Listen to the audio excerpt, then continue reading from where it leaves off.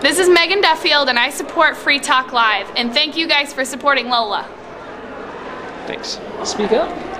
I'm with Megan Duffield, and she is a LOLA lady. Here's her calendar picture. Now, I want you to go ahead and explain to me a little about the shoot and then why you did the shoot. Okay, well, whenever Allison Gibbs approached me about the calendar, I thought, what better of a way to raise money for a Liberty organization than having, you know, very attractive as well as bright women talking about specific issues that we all deal with being a part of the Liberty movement. And I actually didn't get to attend the Vegas photo shoot where Rita Quinn did the majority of the photography for the calendar. I did it at home in Illinois. My friend from high school, Sabrina Duncan, did an incredible job, and my topic on the calendar was "End the Fed." So what is the Fed? Well, the Federal Reserve is a bank that was established in 1913, for those of you who are unfamiliar.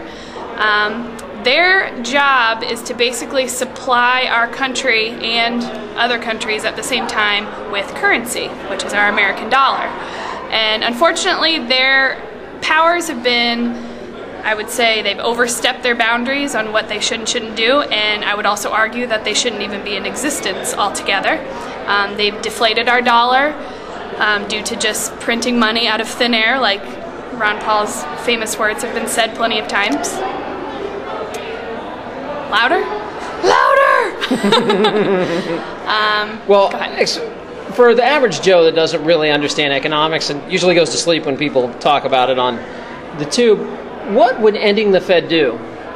Ending the Federal Reserve would restore sound currency and currency money to our country, because every day that we are sitting here, as I'm speaking right now, our dollar is losing its value because the Federal Reserve gets Treasury bonds from our Department of Treasury, and they are told, here, we need this money in order to fund our country right now and bail out banks and give all of this corporate welfare on top of many other state-funded programs and things like that across the country.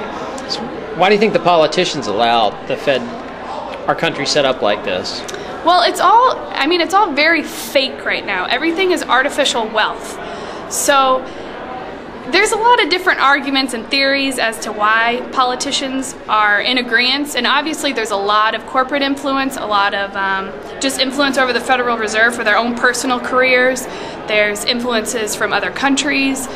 I mean, the list could go on. Some would even argue to say that they're purposely pushing this in order to possibly create some new currency for the world. These are all just different theories and ways of thinking about it. Like, my understanding of it was that there's only so much money that's taken in from taxes, and it's really not that much.